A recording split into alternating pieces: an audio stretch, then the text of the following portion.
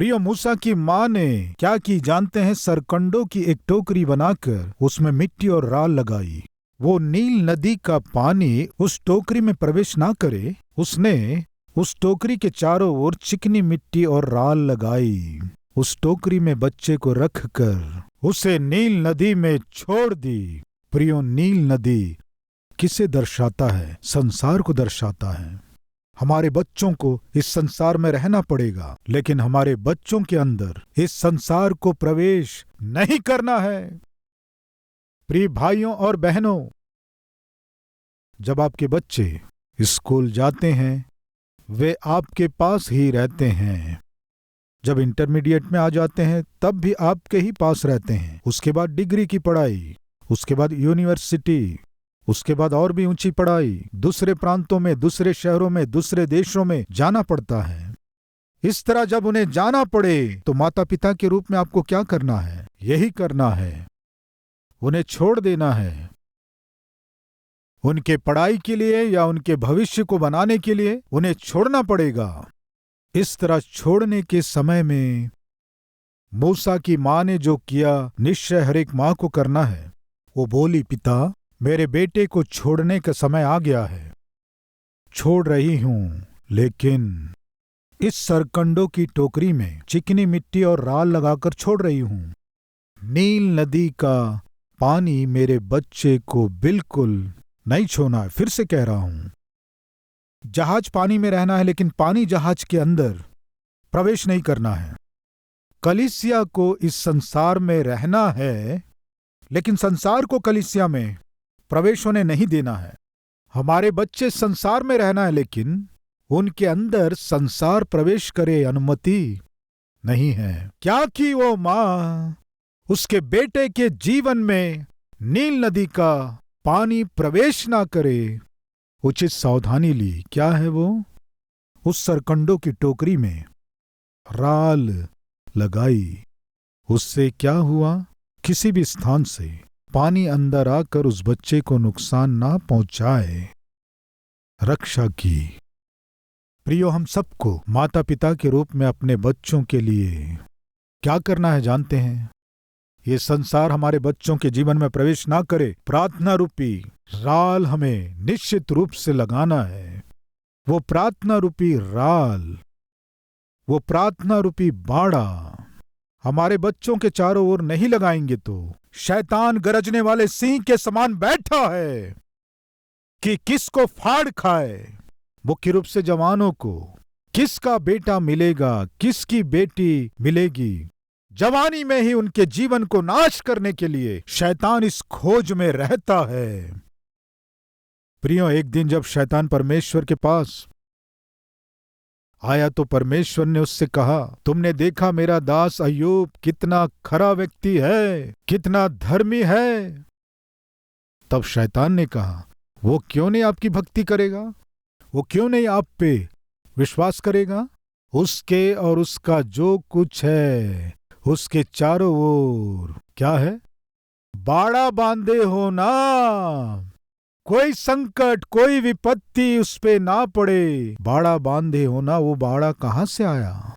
हर सुबह उठकर अय्यूब अपने बच्चों के लिए प्रभु की उपस्थिति में होम बलि को चढ़ाया करता था। हर दिन भोर को ही उठकर अपने बच्चों के लिए प्रभु की उपस्थिति में जाया करता था और प्रार्थना करके इस तरह अपने बच्चों के चारों ओर और अपने परिवार और उसका जो कुछ था बाड़ा बनाता था। माताओं, पिताओं, हमारे बच्चों के चारों ओर बाड़ा बनाने की हमारी जिम्मेदारी है। मूसा की मां को अपने बच्चे को जब अपने हाथों से छोड़ना पड़ा, वो यूं ही नहीं छोड़ी। प्रियो, उन दिनों बहुत से माता पिता अपने बच्चों की कैसे रक्षा करना ना जानकर डर गए। जब आसपास के लोग आकर उनके बच्चों को छीनकर नील नदी में डाल रहे थे, उन्हें क्या करना है ना जानकर, उन्हें कुछ समझ में ना आकर केवल रोए, उन बच्चों की रक्षा नहीं कर पाए। कृपया सुनिए, ये मां भी अपने बच्चे को नील नदी में ही छोड़ी। बाकियों के बच्चे तो मर गए, लेकिन इस मां का बेटा मूसा नहीं मरा। किस लिए? बाड़ा। प्रियो, वो माता पिता बाड़ा बांधे उसी नील नदी में छोड़ दिए, लेकिन दूसरे बच्चे उस नदी में रहने वाले मगरों के लिए भोजन बन गए। ये माता पिता जो आत्मिक थे अपने बच्चे के चारों ओर प्रार्थना का बाड़ा बनाए। प्रिय भाइयों और बहनों, आज जहां भी देखो जवान लड़के और लड़कियां भयानक रूप से बिगड़ रहे हैं। जवानी में जवानी की अभिलाषाओं के गुलाम होकर घूम रहे हैं। अगर ऐसे बच्चों के रूप में हमारे बच्चे हैं तो उसका मुख्य कारण क्या है जानते हैं? शायद हो सकता है जितना हमें प्रार्थना करना था हमने ना किया हो। उनके चारों ओर जो बाड़ा बांधना था वो हम बांध ना पाए हों। एक बार जांच लेने से अच्छा है। प्रिय, उस मां ने अपने बच्चे को बचाने के लिए जो तैयारी की और जो निपुणता दिखाई, उससे क्या हुआ जानते हैं? उसका बच्चा बच गया। अपनी बेटी को भेजी, बेटी, भाई को मैंने उस सरकंडे की टोकरी में रखकर नील नदी में छोड़ी हूं, उसे देखते रहना, उस पर ध्यान रखना। यानी उस मां को भरोसा था मेरा बेटा नहीं मरेगा, मेरा बेटा बेसहारा नहीं रहेगा, मेरे बेटे को मैंने परमेश्वर को सौंपा है, मेरा परमेश्वर कोई ना कोई आश्चर्य कार्य करके मेरे बेटे को बचाएगा। विश्वास की इसलिए अपनी बेटी को भेजी। तुम देखते रहना बेटी, देखते रहना। मरियम देखते रही। उस सरकंडे की टोकरी बहते बहते जाकर किनारे कंसों के बीच रुक गई। उसी समय फिरौन की बेटी वहां आई, उस टोकरी को देखी, उसे ले आने के लिए अपनी दासियों को भेजी। जब वे दासियां उस टोकरी को लाकर उस बच्चे को जब बाहर निकाले, वो बालक बहुत सुंदर था, बहुत ही सुंदर था। प्रियो सुनिए, फिरौन के कोई भी बेटे नहीं थे और फिरौन के बेटी के भी संतान नहीं थी। जैसे ही संतान रहित फिरौन की बेटी एक सुंदर बालक को देखी, आकर्षित हो गई। निश्चय ये बालक हिब्रियों के परिवार में जन्मा हुआ बालक है, उसे पता था। फिर भी उस बच्चे को वो अपना ली, उस बच्चे को अपने हाथ में ले ली। मरियम आकर कहने लगी, अगर आप चाहते हैं तो इस बच्चे को दूध पिलाने के लिए मैं एक दासी को लेकर आऊंगी। कहने से जाकर लेकर आओ। वो जल्दी से जाकर, मां, चमत्कार हो गया। क्या हुआ? जैसे तुम कही ऐसे ही हुआ। क्या हुआ बेटी? तुमने कहा ना भाई को कुछ नहीं होगा, परमेश्वर अद्भुत रूप से भाई को बचाएगा। आपने कहा ना, बचा लिया। क्या हुआ बताओ बेटी? फिरौन की बेटी के हाथों में भाई पहुंच गया। उतना ही नहीं, अभी उस फिरौन की बेटी ने मुझसे कहा है इस बच्चे को दूध पिलाने के लिए किसी को लेकर आओ बोली है। आओ मम्मी, आओ मां। प्रियो, मां प्रार्थना की थी, पिता मैं अपने बच्चे को आपके हाथ में सौंप रही हूं, आप ही रक्षा कीजिए। कहने से परमेश्वर क्या किया? तुम अपने पुत्र को मेरे हाथ में सौंपे हो, इसलिए उस पुत्र को सुरक्षित वापस तुम्हारे हाथों में ही सौंप रहा हूं। वापस परमेश्वर उसे लौटा दिया। प्रियो, दूध पिलाने वाली तो मूसा की मां है और पालन पोषण करने वाली राजकुमारी। 40 वर्ष तक राजकुमारी यानी फिरौन की बेटी मूसा को राजकुमार के समान पाली, सारी विद्याओं को सिखाई। प्रिय, मिस्र देश निर्माण के विषय में उन दिनों पूरे विश्व में प्रसिद्ध था और आज हम देखते हैं कि अमेरिका पूरे विश्व में ही एक प्रसिद्ध देश के रूप में जाना जाता है। प्रियो, एक दिन आने वाला है हमारा भारत देश पूरे संसार में एक महान देश कहलाने जा रहा है। अमेरिका, हर बात के लिए अमेरिका, अच्छे निर्माण के लिए अमेरिका प्रसिद्ध है कहते हैं, लेकिन उन दिनों में अद्भुत निर्माण के लिए मिस्र देश ही प्रख्यात था। उतना ही नहीं, गणित शास्त्र के लिए मिस्र देश बहुत ही प्रसिद्ध था और उतना ही नहीं, खगोल शास्त्र के लिए, ज्योतिष शास्त्र के लिए मिस्र प्रसिद्ध था। और आज जो हमारे पास कैलेंडर है वो भी मिस्र से ही आया है और निर्माण के विषय में भी प्रसिद्ध था। पिरामिड्स कहते हैं ना हम, विश्व के 7 अजूबों में से एक अजूबा पिरामिड्स है। उसे हम मिस्र देश में ही देखते हैं। वैसे ही साइंस, वैसे ही मेडिसिन्स। लाश के सड़ने से दुर्गंध आती है, हम निकट नहीं जा सकते, लेकिन उनके पास जो साइंस है उससे लाश को सैकड़ों वर्ष या हजारों वर्षों तक वो वैसा ही रहे। कुछ रसायन वे आविष्कार किए जिसे हम मम्मीज के नाम से जानते हैं। सैकड़ों वर्ष तक भी उस शव को सुरक्षित रखा जा सके, उस साइंस की वे खोज किए, उस रसायन को वे बनाए। मिस्र देश साइंस के लिए, मम्मीज के लिए प्रसिद्ध है, इंजीनियरिंग के लिए, निर्माण के लिए, गणित के लिए, ज्योतिष विज्ञान, खगोल शास्त्र, इन सब के लिए उन दिनों मिस्र प्रसिद्ध था। वैसे ही सेना के लिए मिस्र देश प्रसिद्ध था। यह सब मैं क्यों बता रहा हूं जानते हैं? उन दिनों 40 वर्षों तक फिरौन की बेटी मूसा को अपना बेटा बनाकर मिस्र देश की सारी विद्याओं को मूसा को सिखाई। वो निर्माण का काम हो, साइंस क्यों ना हो, गणित क्यों ना हो या खगोल शास्त्र हो, सभी विषयों में मूसा को प्रवीण बनाई, एक योद्धा के रूप में तैयार की। प्रियो, इसका कारण बहुत से बाइबल के विद्वान इस तरह बताते हैं। जैसा कि मैंने बताया था, फिरौन के बेटे नहीं थे और फिरौन की बेटी के भी बच्चे नहीं थे। इसलिए फिरौन सोचा मेरा बेटा होता तो अच्छा होता, लेकिन मेरा कोई बेटा नहीं है। बेटी है लेकिन बेटी के भी संतान नहीं है। अभी ये बेटी एक लड़के को गोद ले ली है, एडॉप्ट की है। उसे देखने से तो बहुत सुंदर है और बेटी ने उसे पढ़ाया लिखाया भी, बहुत बुद्धिमान है। प्रियो, इसलिए फिरौन एक निर्णय लिया होगा, ठीक है मेरी बेटी पसंद करके उस लड़के को पाली पोसी। ये लड़का कोई अनपढ़ लड़का तो नहीं है ना, ये तो पढ़ा लिखा लड़का है, अच्छे से पढ़ा लिखा, मिस्र की सारी विद्याओं को सीख लिया। प्रियो, यही हम बाइबल में भी देखते हैं कि मूसा मिस्र की सारी विद्याओं में प्रवीण था। इसलिए मेरा नाती ही इस देश पर शासन करने वाला राजा बनेगा, ऐसा भरोसा थोड़ा बहुत फिरौन के मन में आया होगा। यानी समझने की कोशिश करें प्रियो, शीघ्र ही मूसा मिस्र देश पर राज्य करने के लिए राजा बनने जा रहा था। वो 40 वर्ष का हो गया। वो कहाँ पला बड़ा था? फिरौन के पैलेस में पला बड़ा। कैसे पला बड़ा? फिरौन के नाती के रूप में, फिरौन की बेटी के बेटे के रूप में।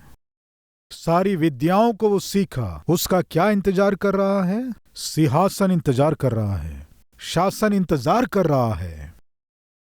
ऐसे समय में, आजकल में राजा बन जाएगा, ऐसे समय में अचानक पता नहीं क्या हुआ, मूसा एक निर्णय लिया।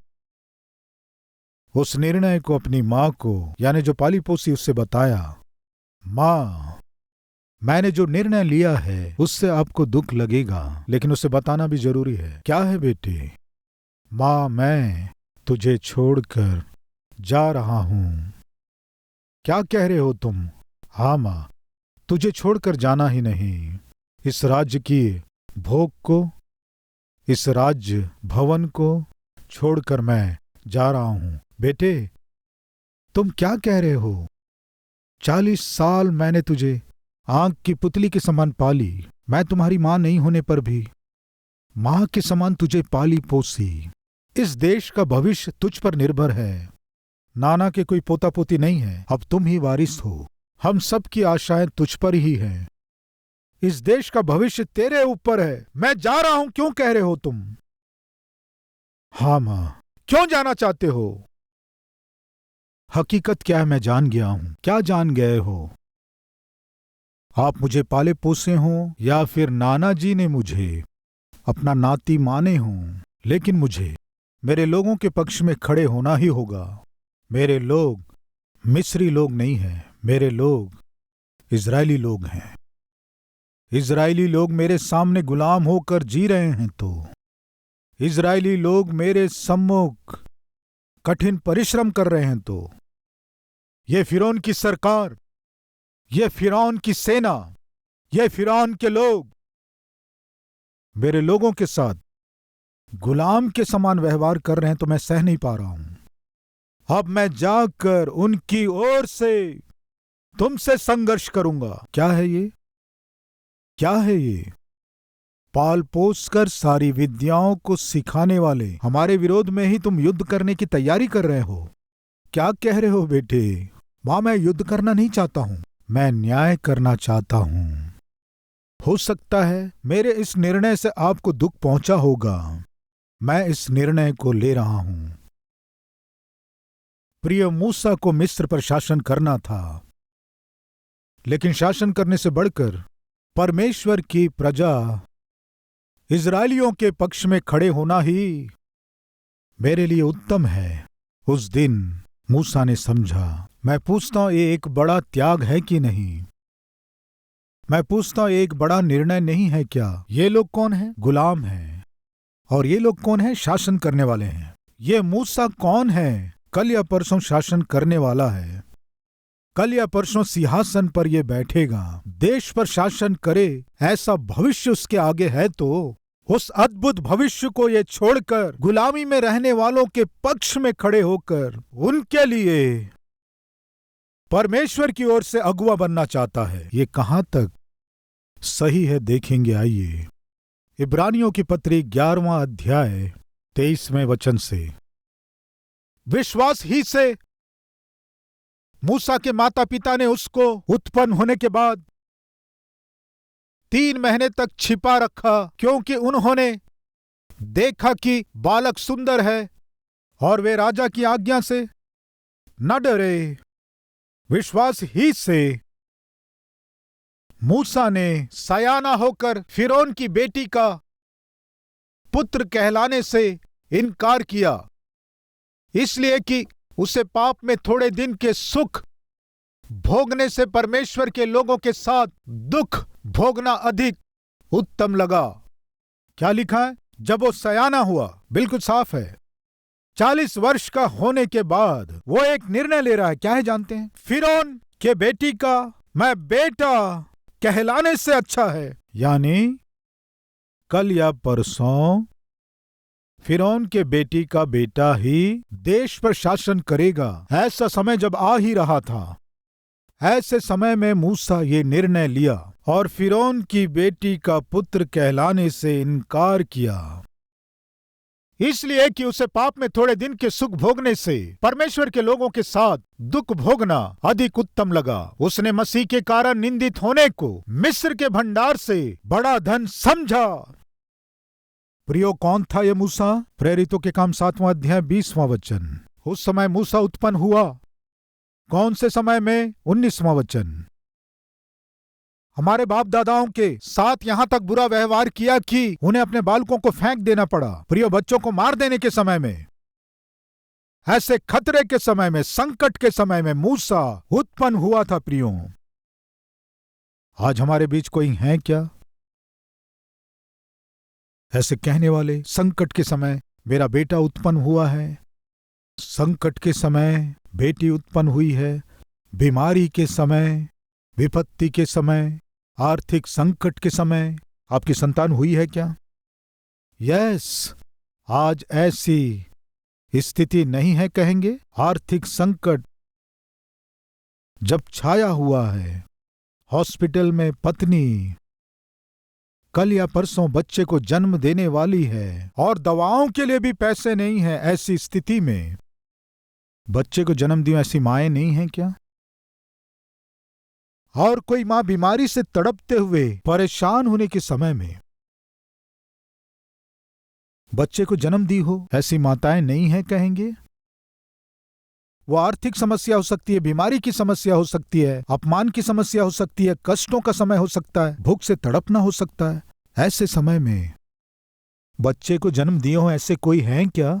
तो फिर सुनिए प्रियो, ऐसी स्थिति में परमेश्वर आपको संतान दिए हैं तो उस बच्चे को परमेश्वर उत्तम रूप से आशीष देने जा रहे हैं।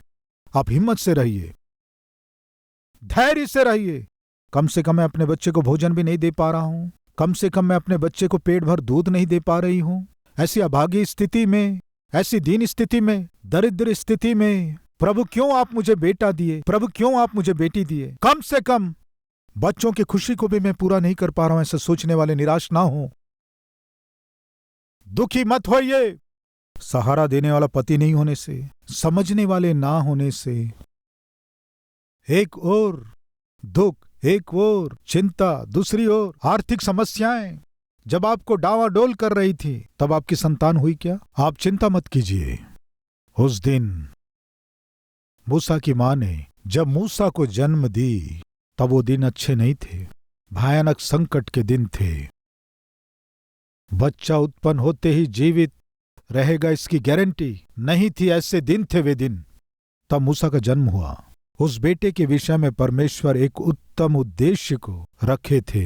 आपके बेटे के प्रति भी परमेश्वर उत्तम उद्देश्यों को रखे हुए हैं।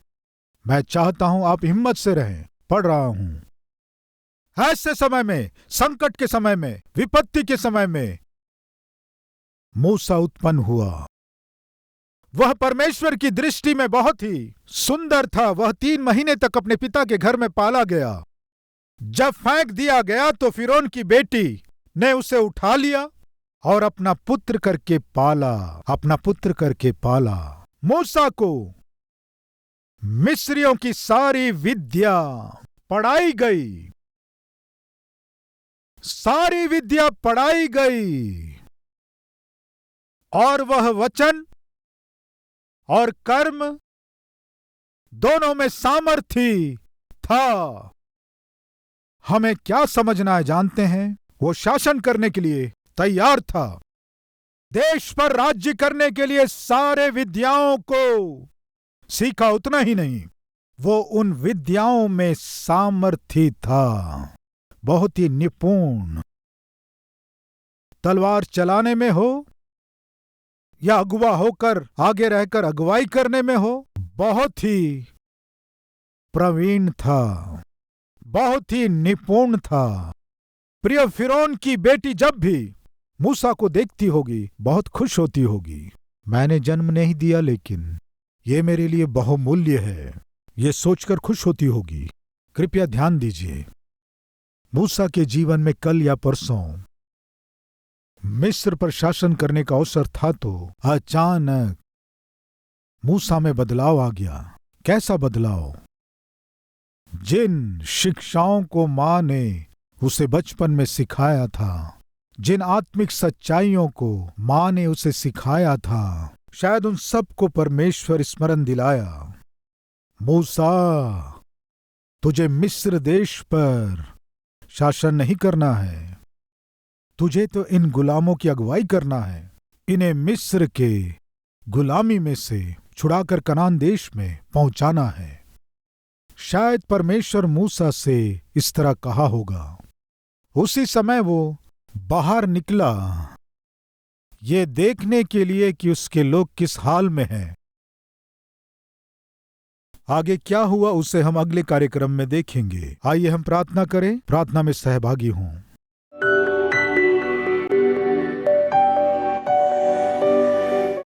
महान पवित्र हमारे स्वर्गीय परमेश्वर पिता, स्वर्ग के सिंहासन को छोड़कर हमारे लिए इस जगत में आए, इसलिए आपको पूरे हृदय से स्तुति धन्यवाद करते हैं। पिता, आपके चरणों में आकर हम आपसे विनती करते हैं, कृपया हमारे हृदय के भय को दूर कीजिए, हमारे जीवन के दुख को दूर कीजिए। पिता, शैतान जो हमारा पीछा कर रहा है उसे हमसे दूर कीजिए। हमारे ऊपर छाए हुए हर एक खतरे को, विपत्ति को, संकट को दूर कीजिए। पिता, जिस बात से हम डर रहे हैं उसे हमसे दूर कीजिए। जिसे सोच रहे हमारे पर आ पड़ेगा वो हमारे जीवन भर हमारे निकट भी आना सके, सहायता कीजिए। आज जो प्रार्थना कर रहे हैं हर एक जन पर, आज जो आंसू बहा रहे हैं हर एक जन पर तरस खाइए, दया कीजिए। पिता, उनके आंसुओं को पोंछिए, उनके कष्टों को दूर कीजिए पिता। यीशु के नाम से हमारी मांगी गई हर एक आवश्यकताएं पूरी की गई हैं, ये विश्वास करते हुए धन्यवाद के साथ इस प्रार्थना को अर्पण करते हैं पिता। आमीन।